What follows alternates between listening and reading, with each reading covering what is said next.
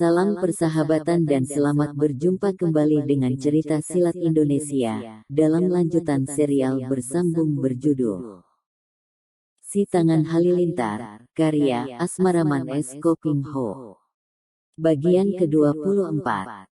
Susyok, apa paman tidak melihat jelas siapa mereka ini? Lihat, mereka ini orang-orang begini sederhana, bukan pejabat, bukan bangsawan, bukan hartawan, bahkan saudara ini buntung lengan kirinya, dan paman masih tega untuk membajaknya.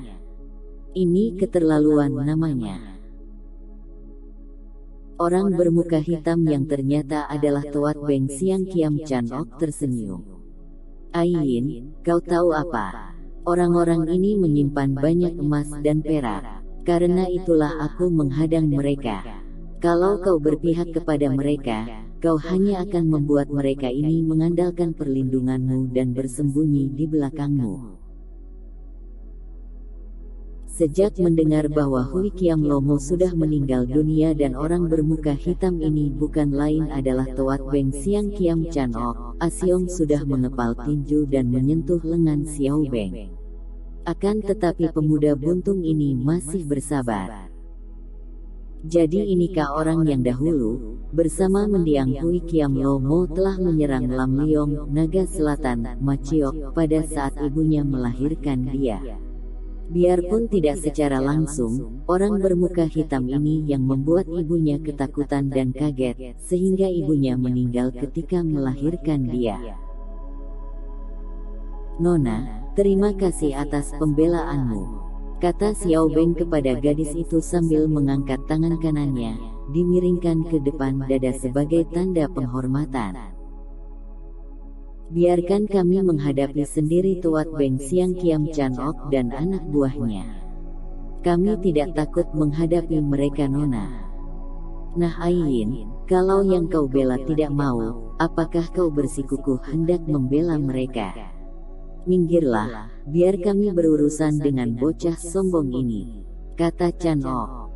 Gadis yang dipanggil Aiyin itu memandang Xiao Beng dengan alis berkerut. Benar-benarkah kau berani melawan Susyok Tuat Beng Siang Kiam? Dia ini datuk Sungai Huang Ho dan lihai sekali. Kenapa kalian berdua tidak cepat pergi saja dari sini, dan aku yang akan melarang mereka mengganggu kalian? Jangan khawatir Nona, kami akan berusaha sekuat tenaga. Akan tetapi lenganmu. Gadis itu memandang ke arah lengan baju sebelah kiri Xiao Beng yang tergantung kosong bagian bawahnya. Aku tidak takut Nona. Terima kasih atas kebaikanmu dan maafkan kalau kami menolak pembelaanmu. Gadis itu mengerutkan alisnya dan cuping hidungnya bergerak-gerak, lalu ia mendengus dan berkata, kalau kau mati, jangan bilang bahwa aku tidak membelamu, dan membantu paman guruku yang menyeleweng. Setelah berkata demikian gadis itu keluar dari kepungan. Hei, bocah sombong, berani kau melawan aku? Chan Ok membentak dan memandang ringan. Dia adalah seorang tokoh besar menggantikan mendiang gurunya, menjadi datuk Sungai Huang Ho. Terkenal sebagai seorang ahli pedang sehingga mendapat julukan Tuat Beng Siang Kiam atau sepasang pedang pencabut nyawa, maka tentu saja dia memandang ringan walaupun tadi, dua orang pemuda itu telah memperlihatkan kepandaian merobohkan anak buahnya. Katakan dulu siapa nama kalian agar jangan menjadi roh penasaran karena sebentar lagi kalian berdua akan mampus. Asyong mendahului sutenya menjawab dengan suaranya yang lantang. Buka telingamu lebar-lebar, kepala bajak sungai. Aku bernama Asyong dan suteku ini yang dikenal sebagai Lui Kong Chiang atau Si Tangan Halilintar. Mendengar ini Xiao Beng tersenyum saja, karena setiap kali memberi pertolongan kepada orang-orang tertindas dan menentang kejahatan, suhengnya itu selalu memperkenalkan sebutan Lui Kong Chiang itu untuknya. Dia membiarkan saja karena hal itu sesuai dengan pesan ayahnya, Maciok, dalam usahanya untuk membersihkan nama ayah kandungnya yang dulu juga disebut Si Tangan Halilintar. Karena nama itu dengan sengaja diobral oleh Asyong, maka sebentar saja julukan Lui Kong Chiang menjadi terkenal sebagai pendekar berlengan satu yang baru muncul. Chan Ok belum pernah mendengar julukan si tangan halilintar itu, maka dia tertawa mengejek. Suhengnya berwajah dan bersikap seperti orang bodoh, dan Sutenya itu hanya seorang pemuda yang bertangan satu, sama sekali tidak perlu ditakuti. Bocah-bocah kemarin sore macam kalian berani menentangku. Majulah kalian berdua. Sepasang pedangku ini sudah haus untuk minum darah kalian. Dia menggerakkan kedua tangan ke belakang dan tampak sinar berkelebat menyilaukan mata, ketika sepasang pedang yang berada di kedua tangannya itu tertimpa sinar matahari. Asyong tertawa. Hahaha, kami bukan orang-orang yang suka melakukan pengeroyokan seperti pengecut. Kaulah yang pasti akan mengandalkan pengeroyokan. Wajah Chan Ok semakin hitam dan matanya mendelik. Baru sekarang tokoh ini tampak galak menyeramkan, padahal tadi ketika menjadi penjual perahu, tampak lemah lembut.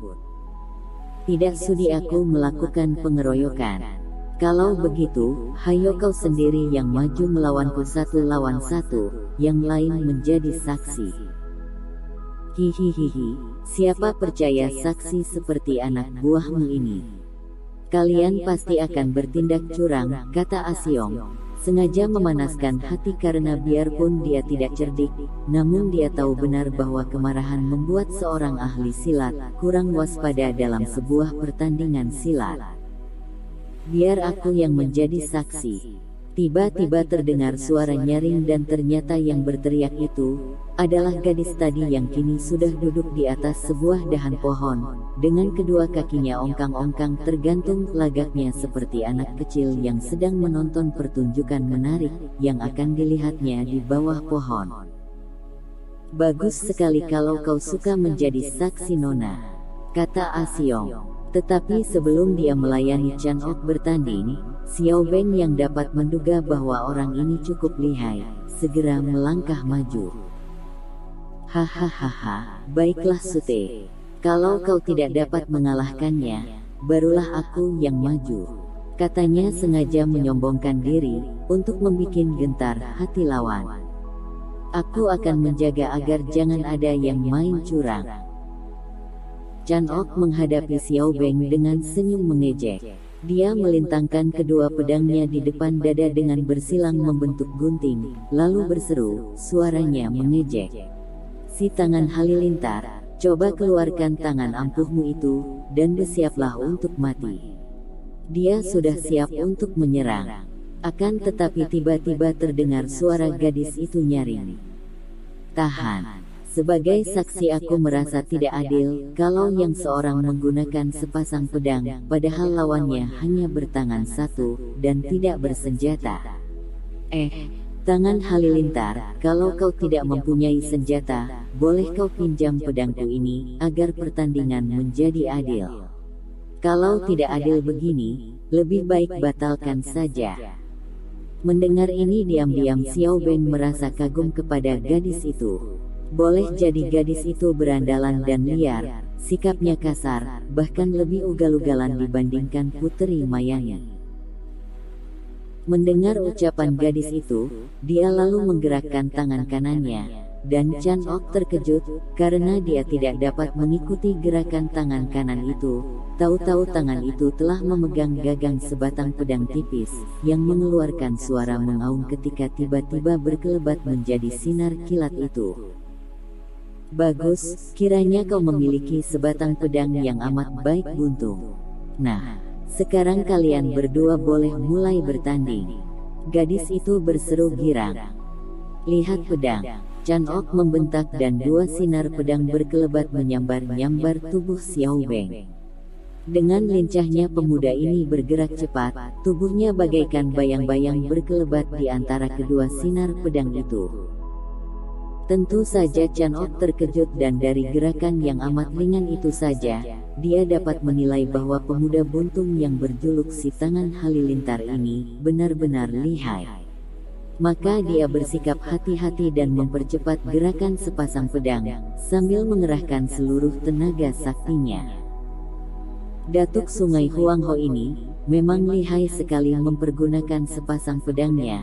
Gerakannya kini amat cepat.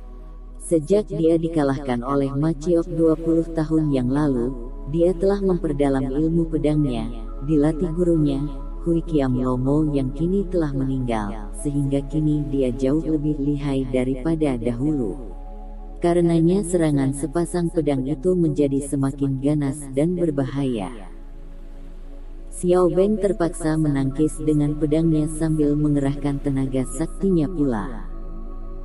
Shoot, trak, trak. Chan Ok melompat ke belakang dan matanya terbelalak, memandang kedua batang pedangnya yang telah patah ketika bertemu sinar pedang kilat lawan, sehingga yang tinggal di tangannya hanya gagang dan sepotong pedang pendek sekali. Sama sekali tidak disangkanya bahwa hanya dalam pertandingan belasan jurus saja, padahal pemuda itu sama sekali belum balas menyerang, sepasang pedangnya sudah patah-patah. Tentu Pokiam pedang pusaka, si lengan buntung itu luar biasa ampuhnya, pikirnya. Kalau bertanding tangan kosong tentu dia akan lebih unggul, mengingat lawannya hanya bertangan satu. Orang muda, pedangmu amat ampuh sehingga sepasang pedangku patah. Beranikah kau melanjutkan pertandingan dengan tangan kosong? Wah, ini tidak adil. Kembali gadis itu berseru setelah tadi bertepuk tangan memuji, melihat betapa sepasang pedang paman gurunya patah oleh tangkisan pedang Xiao Beng. Kalau mau adil, tangan Susiok yang kiri harus diikat di pinggang dan tidak boleh digerakkan. Chan Ok tidak menjawab, hanya memandang Xiao Beng dengan mata mendelik. Lui Kongqiang, bagaimana? Beranikah kau bertanding dengan tangan kosong melawan aku? Xiao Beng melibatkan lagi pedangnya ke pinggang. Biarpun tangannya hanya sebelah, namun dia sudah terlatih dan dapat melibatkan pedang itu. Mula-mula gagang pedang yang dijepit di pinggang, lalu ujung pedang ditarik dengan tangan kanan, dililitkan pinggang dan ujung pedang itu masuk ke sebuah lubang yang berada di belakang gagang pedang. Setelah melibatkan pedang Lui Kongqiang, barulah dia menjawab. Tentu saja aku berani. Silahkan maju menyerang. Hiya. Chan Ok menyerang dengan ganasnya. Gerakan kedua tangannya mendatangkan angin dahsyat. Namun dengan keringanan tubuhnya Xiao Beng dapat mengelak dengan amat mudah. Chan Ok menjadi semakin penasaran. Kini kedua tangan dan kedua kakinya menyerang sedemikian gencarnya, sehingga mau tidak mau Xiao Beng harus menghindarkan diri dengan tangkisan, karena kalau hanya mengelak terus, hal itu dapat membahayakan dirinya. Ketika kaki kanan lawan menyambar ke arah lambung kirinya, lengan bajunya berkelebat menangkis. Plak, Chan Ok terkejut bukan main. Biarpun lengan baju itu bagian ujungnya kosong, karena lengan Xiao Beng hanya sebatas siku, namun lengan baju itu mengandung tenaga yang hebat, sehingga kakinya terpental membalik dan terasa panas dan nyeri. Chan Ok merasa terkejut dan penasaran. Dia mengeluarkan semua ilmu silatnya dan mengerahkan seluruh tenaganya. Namun semua serangannya sia-sia belaka. Kalau tidak dielakkan tentu ditangkis pemuda buntung itu. Tiba-tiba kedua tangan Chan Ok bergerak di pinggangnya dan begitu tangannya bergerak ke depan, dua sinar kilat menyambar ke arah tubuh Xiao Beng. Curang, terdengar gadis itu berteriak. Sudah tentu, Xiao Beng tidak mudah diserang secara menggelap dengan dua buah pisau terbang itu. Dia melompat ke samping dan menangkis dengan tangan kanannya. Sebatang pisau terbang meluncur lewat dan yang sebuah lagi dipukulnya runtuh. Chan Ok sudah marah sekali, menubruk maju hendak menggunakan kesempatan. Selagi Xiao Beng menghindar dari sambaran dua batang pisau terbangnya tadi, dia menyerang dengan ganas sekali. Xiao Beng miringkan tubuhnya dan ujung lengan baju kirinya menyambar dan membelit lengan kanan Chan Ok. Kemudian dia menarik dengan sentakan sehingga tubuh Chan Ok tidak mampu mempertahankan diri dan begitu dia terhuyung ke depan. Xiao Beng menyambar tengkuknya, tangan kanannya menangkap leher baju di bagian tengkuk dan mengerahkan tenaga. Tubuh Chan Ok sudah terlempar melayang ke arah sungai. Biur, air sungai muncrat ketika tertimpa tubuh Chan Ok. 17 anak buah Chan Ok yang tadinya menonton, kini mencabut senjata golok mereka yang menyerang ke arah Xiao Beng. Akan tetapi Asiong mengeluarkan teriakan marah dan menyambut mereka dengan amukannya. Su Heng, jangan membunuh orang, kata Xiao Beng dan dia menjauhkan diri, membiarkan Asiong menghadapi pengeroyokan mereka, karena dia maklum bahwa Asiong akan mampu mengalahkan mereka semua. Curang, tidak tahu malu. Terdengar teriakan dan tubuh gadis itu melayang dari atas pohon, lalu ia pun mengamuk dan membantu Asiong. Xiao Beng tersenyum menyaksikan sepak terjang Asiong dan gadis itu. Mereka menghadapi belasan orang bersenjata golok dengan tangan kosong. Akan tetapi tamparan dan tendangan kaki mereka membuat para pengeroyok terpelanting ke sungai. Pertempuran itu tidak memakan waktu lama, dan seluruh anak buah Chan Ok sudah terlempar ke sungai semua. Mereka berenang ke tepi yang agak jauh dari situ, lalu melarikan diri. Setelah semua lawan pergi, Xiao Beng menghampiri gadis itu, dan memberi hormat dengan tangan kanan depan dada sambil membungkuk. Nona, kami mengucapkan terima kasih atas kebaikan hati Nona yang telah membantu kami. Aku tidak membantu kalian. Aku hanya tidak suka melihat sikap paman guruku, maka aku menentang dia dan anak buahnya. Lalu ia memandang kepada Asiong kemudian kepada Xiao Beng lagi. Aku telah melihat gerakan kalian berdua, dan aku merasa heran sekali, mengapa kepandaian Sang Sute yang buntung lengan kirinya lebih lihai daripada Su Hengnya. Haha, tidak usah heran Nona. Suteku ini berjuluk si tangan halilintar, sedangkan aku tidak mempunyai julukan apapun. Aku juga merasa heran Nona. Mengapa seorang keponakan murid berani menentang paman gurunya, dan juga memiliki kepandaian yang jauh lebih lihai daripada kepandaian paman gurunya? Bukankah ini lebih aneh lagi? Kata Xiao Beng. Tangan halilintar, kulihat ilmu silat tangan kosong dan silat pedangmu hebat sekali. Aku jadi ingin mencobanya. Ah, Nona, aku tidak ingin berkelahi denganmu. Siapa yang mau berkelahi? Aku hanya ingin menguji sampai di mana hebatnya ilmu silatmu, sehingga kau mendapat julukan si tangan halilintar. Nah, bersiaplah, tangan halilintar. Gadis itu memasang kuda-kuda, kedua kakinya berjungkit, kedua tangannya dikembangkan dengan jari tangan terbuka menunjuk ke atas. Sudahlah Nona, biar aku mengaku kalah padamu. Tidak bisa. Kalau kau mengaku kalah sebelum bertanding, berarti kau pengecut. Sute, Nona ini hanya ingin menguji kepandaian, mengapa kau menolaknya? Tanpa mengenal ilmu masing-masing, persahabatan tidak akan menjadi akrab dan dapat saling mencurigai. Mendengar ucapan Asiong itu, Xiao Beng menghela napas panjang. Sebetulnya dia tidak ingin bertanding dengan gadis yang telah membelanya itu. Akan tetapi gadis itu memaksanya, bahkan kini Asiong juga ikut membujuknya. Malah dia akan dianggap pengecut kalau mengaku kalah sebelum bertanding. Dia akan melayani dan sekaligus mengobati ketinggian hati gadis liar ini, gadis yang bersikap begitu berani terhadap paman gurunya sendiri, yang ugal-ugalan namun agaknya memiliki ilmu kepandian yang tinggi. Baiklah kalau kau memaksa. Nah, maju dan seranglah. Melihat Xiao Beng tidak memasang kuda-kuda, hanya berdiri dengan santai, gadis itu memberi peringatan dengan seruan nyaring. Lihat seranganku.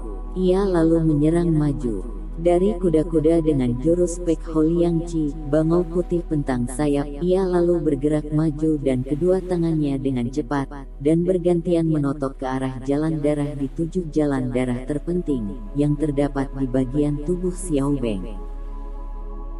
Ia menyerang dengan jurus Pek Ho Tek Hu, bangau putih mematuk ikan.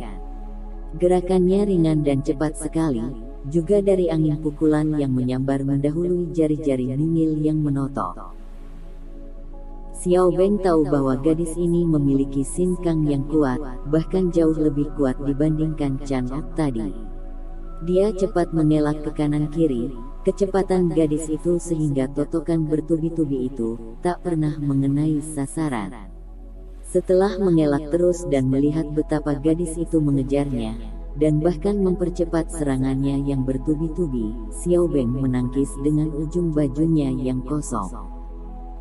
Wosh, plak plak plak. 3 kali totokan gadis itu tertangkis ujung lengan baju, dan gadis itu merasa betapa tangannya panas dan tergetar hebat oleh lengan baju yang lemas itu. Ia kagum sekali, maklum bahwa orang yang sudah mampu menyalurkan tenaga ke ujung kain lengan baju itu, tentu memiliki tenaga sakti yang amat kuat. Timbul kegembiraan di hati gadis itu.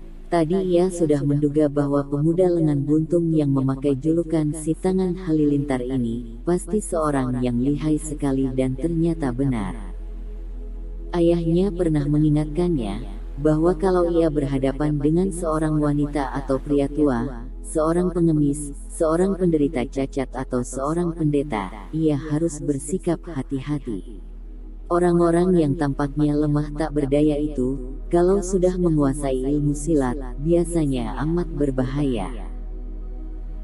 Orang biasanya condong memandang rendah kepada mereka, dan karena memandang rendah inilah, orang dapat roboh oleh orang-orang yang pada umumnya lemah tak berdaya ini.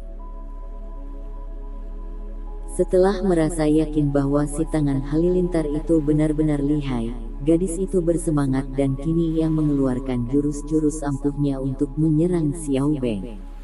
Melihat perubahan ini dan merasakan betapa hebat serangan gadis itu, Xiao Beng membela diri. Selain mengelak dan menangkis, dia juga mulai membalas dengan serangan tamparan dan totokan dengan ujung lengan baju kirinya. Walaupun dia berhati-hati agar jangan sampai kesalahan memukul atau menotok bagian tubuh yang berbahaya. Kedua orang itu berkelebatan sehingga tubuh mereka berubah menjadi 2 bayangan yang saling serang. Demikian hebatnya gerakan mereka, sehingga daun-daun pohon di sekitar tempat itu bergoyang-goyang tertiup angin pukulan mereka. Melihat serunya pertandingan itu, Asiong berulang kali bertepuk tangan sambil berseru memuji, "Bagus, bagus, hebat." Mendengar pujian ini, gadis itu menyerang semakin gencar dan Xiao Beng juga mengimbanginya. Tiba-tiba gadis itu mengubah gerakan silatnya dan berseru nyaring, "Sambut seranganku ini." Xiao Beng terkejut karena gadis itu kini berkelebat dan membuat gerakan berputar-putar. Gerakan kedua lengannya mengeluarkan angin berpusar seperti angin ribut. Itulah ilmu silat tangan kosong Pat Hong Sin Kun, silat sakti 8 penjuru angin. Hai, gadis itu menyerang dengan ganas sekali dengan jurus Hong Cui Pai Hio, angin meniup daun. Kedua tangan itu menyambar-nyambar dan tubuhnya berkelebat, menyerang Xiao Beng dari 8 penjuru. Xiao Beng yang bagaimanapun juga tidak mau kalah, mendorong-dorongkan tangan kanannya. Dari telapak tangan itu keluar hawa dorongan yang amat kuat. Pernah gadis itu terserempet dorongan sehingga tubuhnya terhuyung ke belakang. Tiba-tiba gadis itu mengeluarkan bentakan melengking, dan tubuhnya melompat ke atas, lalu dari atas ia turun dengan kedua kaki terlebih dulu, menginjak ke arah kepala pemuda itu. Xiao Beng cepat mengelak lalu menyambut sebelah kaki lawan, dan mendorongnya ke atas sehingga tubuh gadis itu melayang ke atas sampai melebihi pohon tingginya. Akan tetapi ketika ia meluncur turun, tubuhnya seperti melayang, dan ia hinggap di atas dahan pohon seperti seekor burung saja. Asyong bertepuk tangan. Bagus sekali. Kalian berdua memang lihai sekali. Gadis itu melayang turun ke depan Xiao Beng dan tersenyum manis sekali. Julukanmu si tangan halilintar ternyata bukan omong kosong. Ciang Watmu, ilmu tangan kosongmu memang hebat. Aku telah mengujinya dan aku mengaku kalah. Akan tetapi aku ingin sekali menguji Kiam Wat, ilmu pedang yang tadi telah kau perlihatkan ketika melawan Susiok Chan Ok. Setelah berkata demikian, gadis itu mencabut pedangnya yang berkilauan. Nah, cabutlah pedangmu tangan halilintar. Nona, kiranya sudah cukup. Mengapa kita harus bertanding lagi? Aku khawatir akan merusak Pokiam pedang pusaka yang kau pegang itu. Kalau pedangmu sampai rusak, kau akan merasa kecewa dan aku akan merasa menyesal sekali. Hemmah, pedangku ini adalah Leong Chu Kiam, pedang naga tidak mungkin akan terbabat putus oleh pedangmu. Mungkin pedangmu yang akan patah oleh pedangku. Kalau begitu lebih berbahaya lagi. Aku tidak ingin pertandingan persahabatan ini mengakibatkan pedang kita rusak. Tiba-tiba Asyong menghampiri mereka, sambil membawa 2 potong ranting kayu sebesar lengan, dan panjangnya seukuran pedang. Kalian tak perlu menggunakan pedang pusaka, untuk mengukur ilmu pedang masing-masing, cukup menggunakan ini sebagai pengganti pedang. Xiao Beng dan gadis itu agaknya setuju, dan mereka berdua menerima sepotong kayu ranting dari tangan Asyong. Gadis itu sudah menyimpan kembali pedangnya. Bagus, usul ini baik sekali. Nah, tangan halilintar, coba perlihatkan ilmu pedangmu. Kau yang ingin menguji ilmu pedang Nona, maka kaulah yang harus membuka serangan. Hemmah, awas, lihat serangan pedangku. Gadis itu membentak, dan ia pun sudah menggerakkan rantingnya, menyerang dengan tusukan ke arah mata Xiao Beng. Itulah jurus yang amat berbahaya bagi lawan. Xiao Beng membuat gerakan ke samping untuk mengelak, tetapi ranting di tangan gadis itu, begitu tusukannya gagal, sudah dilanjutkan dengan gerakan membabat dari samping ke arah leher lawan. Xiao Beng kagum. Ilmu pedang yang dimainkan gadis ini memang hebat dan dahsyat sekali. Tenaganya kuat dan gerakannya begitu cepat bagaikan angin, sehingga dia terpaksa menangkis dengan rantingnya. Tuh, 2 ranting bertemu dan keduanya mundur 2 langkah, lalu gadis itu menyerang lagi. Agaknya karena ia yakin akan ketangguhan lawan, maka kini ia tidak mencoba-coba lagi, lalu langsung saja mengeluarkan ilmu pedang intinya, yaitu Sin Leong Kiam Sut, ilmu pedang naga sakti. Pedangnya bergerak-gerak bergelombang, seperti seekor naga melayang-layang dan mengamuk. Pedang itu, pada saat itu digantikan ranting, menusuk, membabat, membacok atau berputar menyambar-nyambar, masih dibantu dengan gerakan tangan kiri menamparkan. Dan 2 kakinya bergantian mencuat dengan tendangan-tendangan maut. Benar-benar seorang gadis ahli pedang yang hebat, pikir Xiao Beng. Gadis ini tentu saja menjadi seorang ahli pedang yang hebat, karena perguruannya juga terkenal dengan ilmu pedangnya.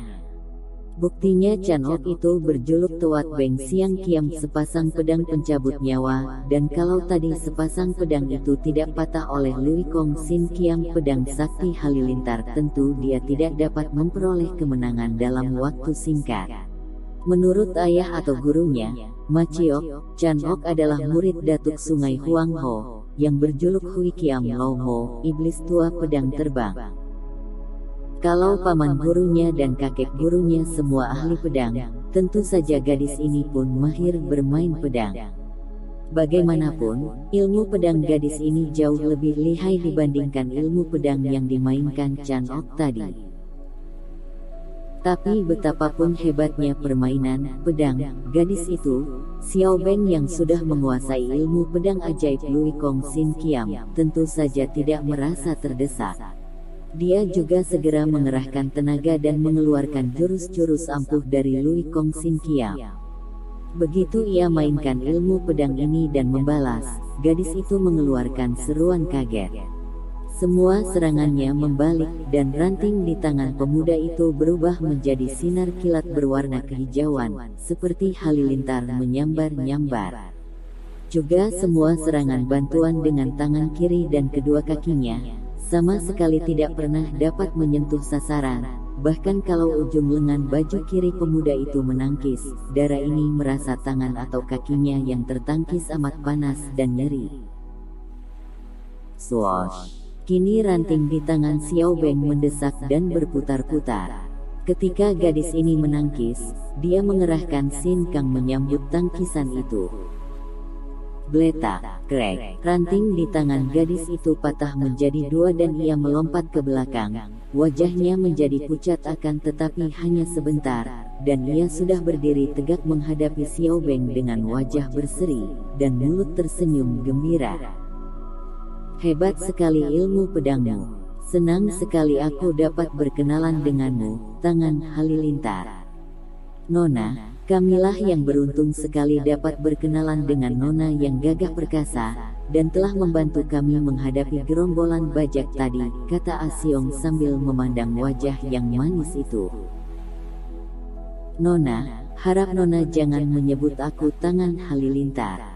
Aku adalah seorang biasa saja, dan namaku Lau Beng dengan sebutan Xiao Beng, dan ini adalah suhengku Asiong. Baiklah, mulai sekarang aku akan menyebutmu Xiao Beng dan Asiong, kata gadis itu yang agaknya tidak peduli bahwa dua orang pemuda itu, terutama sekali Asiong, jauh lebih tua daripadanya. Dan aku sendiri bernama Wong Aiyin. Gadis itu lalu duduk di atas sebuah dari 4 perahu yang berada di situ, yaitu sebuah perahu kecil milik Xiao Beng dan 3 buah milik para bajak sungai tadi. Dan jangan kalian menganggap bahwa mereka tadi gerombolan bajak atau perampok. Sesungguhnya mereka adalah segolongan pejuang yang menentang pemerintah Manchu yang menguasai tanah air kita. Xiao Beng teringat akan cerita ayah angkatnya. Ayahnya juga menceritakan bahwa Hui Kiam Lomo dan muridnya Chan Ok adalah orang-orang golongan hitam, akan tetapi mereka itu pembenci kerajaan Manchu. Bahkan dulu mereka menyerang Lam Liong Maciok, karena mereka menuduh Maciok pengkhianat, karena menolong putra pembesar Manchu yang diganggu perampok. Dia menghela napas panjang. Benarkah orang sesat dapat menjadi pejuang, dapat menjadi pahlawan? Ataukah mereka itu berjuang dengan pamrih untuk menguntungkan diri pribadi? Orang sesat selalu bertindak dengan dasar pamrih untuk keuntungan sendiri, maka yang mereka namakan perjuangan itu, sesungguhnya hanya untuk menutupi kejahatan mereka. Nona Wong. Hus, gadis itu memotong ucapan Xiao Beng.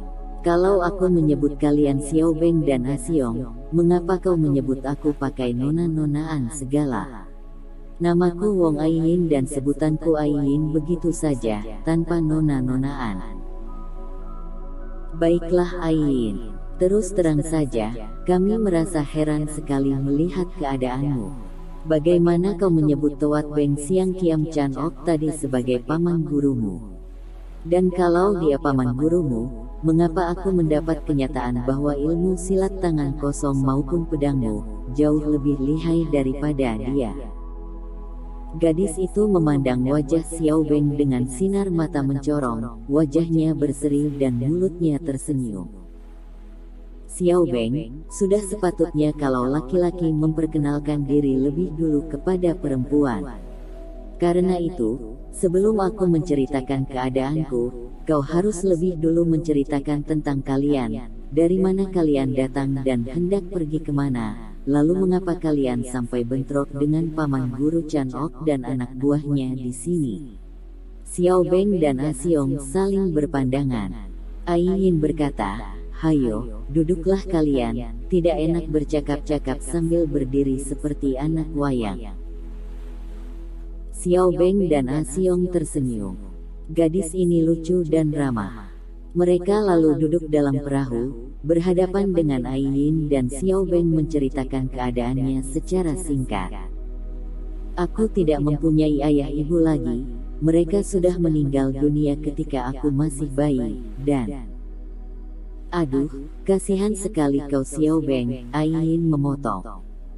Sejak bayi aku dipelihara ayah angkatku, juga guruku, dan aku menjadi muridnya bersama suhengku Ah Siong ini. Dia juga sudah yatim piatu. Ayah angkatku itu adalah seorang pejuang pula, mungkin kau sudah mendengar namanya Ai Yin. Siapa sih namanya? Namanya Ma Ciok dan sekarang tinggal di Taisan. Kau maksudkan Ma Ciok yang berjuluk Lam Liong, naga selatan itu? Benar, kau kenal dia. Aku pernah mendengar namanya dipuji-puji ayahku, akan tetapi Susiok Chan Ok pernah menceritakan bahwa Lam Liong mengkhianati perjuangan, dan membela pembesar Manchu. Dari ucapannya ini saja, tahulah Xiao Beng bahwa gadis ini jujur dan terbuka, menceritakan apa adanya tanpa khawatir menyinggung perasaan orang. Aku tidak heran mendengar Chan Ok bercerita seperti itu kepadamu Ai Yin. Ketika itu, 20 tahun lebih yang lalu, guruku itu melihat rumah seorang pembesar Manchu diserbu segerombolan perampok, yang selain merampok juga membunuh orang dan menculik wanita. Putra pembesar itu yang masih pengantin baru, diculik oleh segerombolan perampok dan pengantin wanitanya, seorang perempuan Han, akan diperkosa di depan suaminya. Melihat ini, Suhu turun tangan menyelamatkan mereka dan mengusir para perampok, walaupun gerombolan itu mengaku sebagai pejuang yang membenci kerajaan Manchu. Nah, kalau kau yang melihat peristiwa seperti itu terjadi di depanmu, apakah kau tidak akan menolong mereka dan menentang para gerombolan itu? Ai Yin mengangguk-angguk. Sudah kuduga demikian, maka aku pun tidak percaya kepada cerita Susiok Chan Ok. Buktinya, dia tadi juga bermaksud buruk kepada kalian. Aku tidak segan-segan menentang siapapun juga yang melakukan kejahatan. Nah, setelah kami berdua selesai belajar ilmu-ilmu dari ayah angkatku, dan dari mendiang Suhu Pekin Sanjin, kami lalu disuruh turun gunung oleh ayah angkatku. Pekin Sanjin. Nama itu pun pernah ku dengar dari ayahku, yang memuji-muji dia sebagai seorang tokoh sakti, yang setia kepada kerajaan Beng, yang sudah runtuh oleh orang Manchu. Ai Yin memandang kepada Xiao Beng dengan kagum. Pantas kau lihai, kiranya mendapat gemblengan dari orang sakti itu. Lalu kemana kalian hendak pergi? Kami hendak melihat-lihat keadaan kota raja, kata Xiao Beng, yang tidak bercerita tentang ditemukannya pedang Lui Kong Sin Kiam, dan pelajaran ilmu silat di dinding gua. Ketika kami tiba di tepi sungai Huangho, kami membeli sebuah perahu kecil ini, dari orang yang menawarkannya. Kami lalu melanjutkan perjalanan dengan perahu, dan setibanya di sini, kami dihadang gerombolan tadi, dan baru kami tahu bahwa yang menjual perahu kepada kami adalah Chan Ok tadi. Mungkin dia melihat kantung uang kami ketika kami membayar perahu kecil itu. Nah, sekarang tiba giliranmu untuk bercerita, Ai Yin. Ceritamu tentu jauh lebih menarik. Namaku Wong Ai Yin. Aku tidak mempunyai ibu lagi. Ibu meninggal ketika aku masih kecil. Aku hidup bersama ayahku di dusun besar Pokeng di lereng Gunung Bengsan. Ayahku bernama Wong Tat, akan tetapi lebih dikenal dengan julukannya Butek Sin Kiam. Aku pernah mendengar nama besar Butek Sin Kiam. Menurut ayah angkatku, Butek Sin Kiam adalah seorang pejuang yang ditakuti kerajaan Manchu, kata Xiao Beng. Memang, ayahku dahulu seorang pejuang yang gigih, melawan orang-orang Manchu, Akan tetapi karena semua perjuangan itu gagal, kini ayah lebih banyak bertapa di lereng Bengsan. Ayah pernah menjadi murid kakek guru Hui Kiam Lomo, maka ayahku menjadi Suheng, kakak seperguruan Tewat Beng Siang Kiam Chan Ok yang kusebut Susiokku.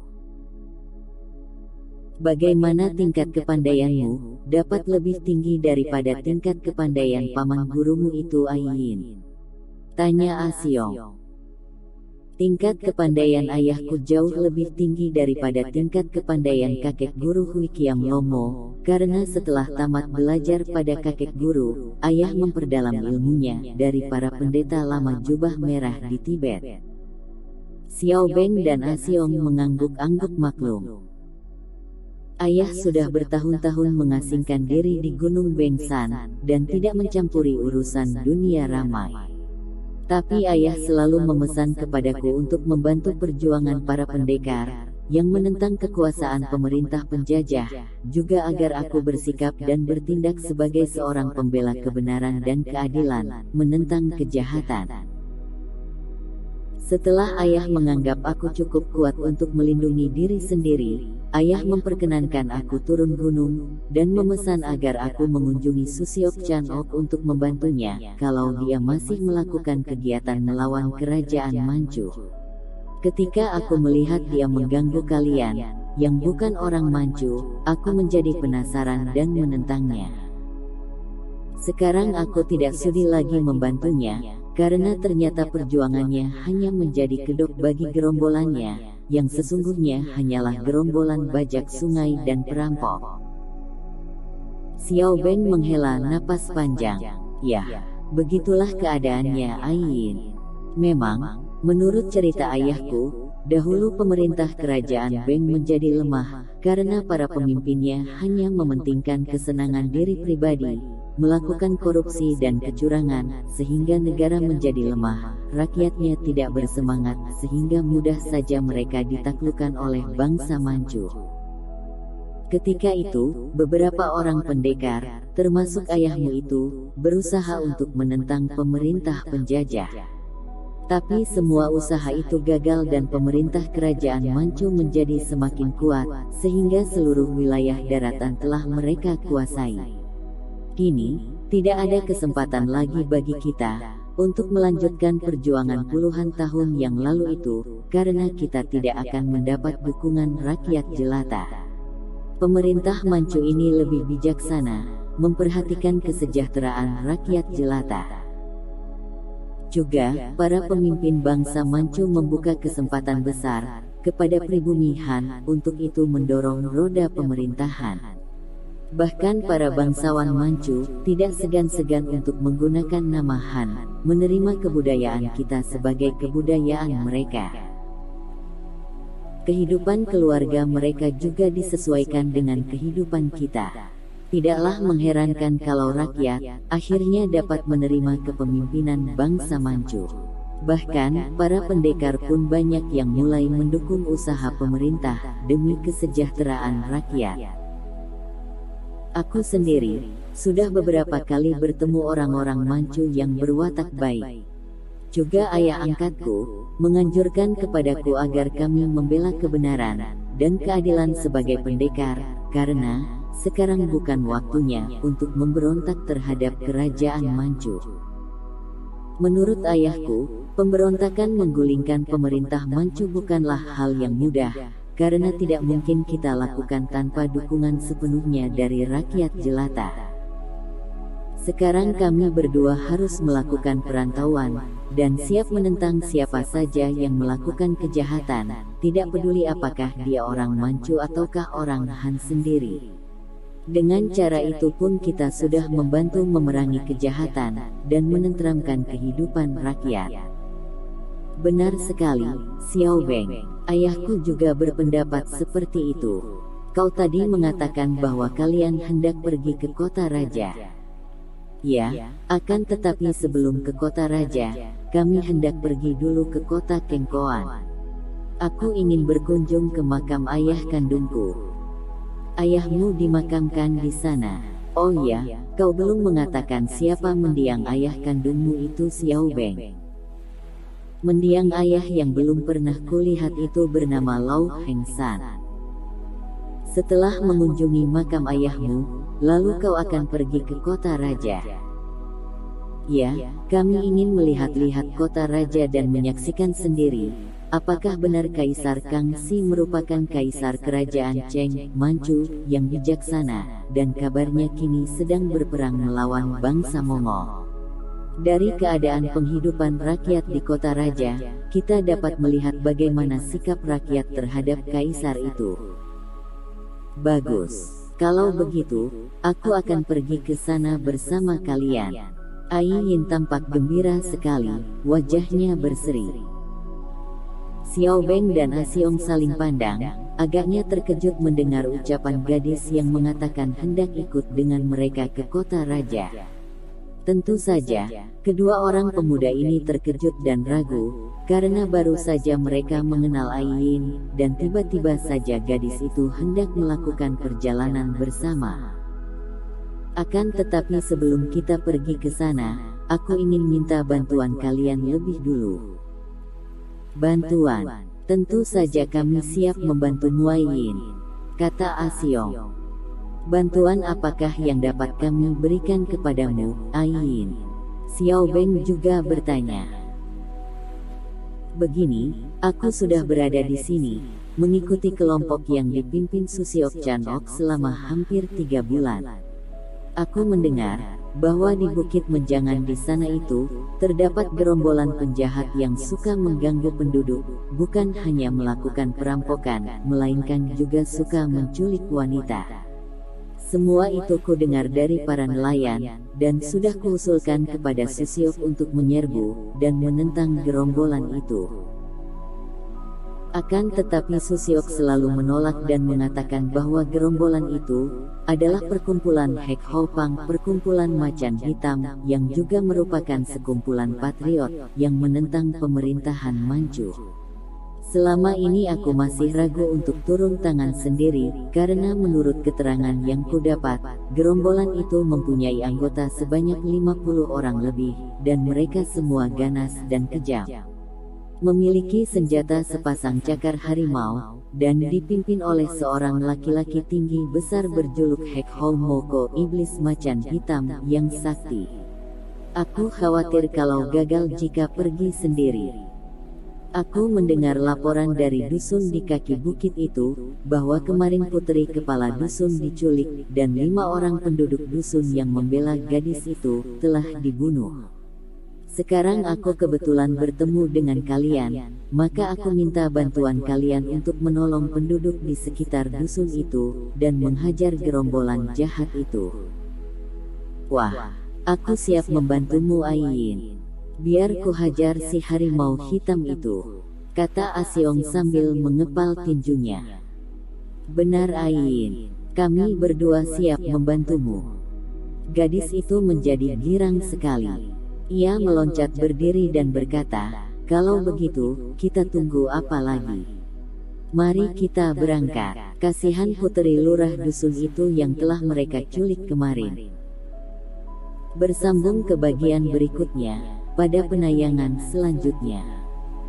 Jangan lupa untuk mengklik subscribe, tinggalkan komentar, like dan share, agar tidak ketinggalan informasi terbaru dari kami.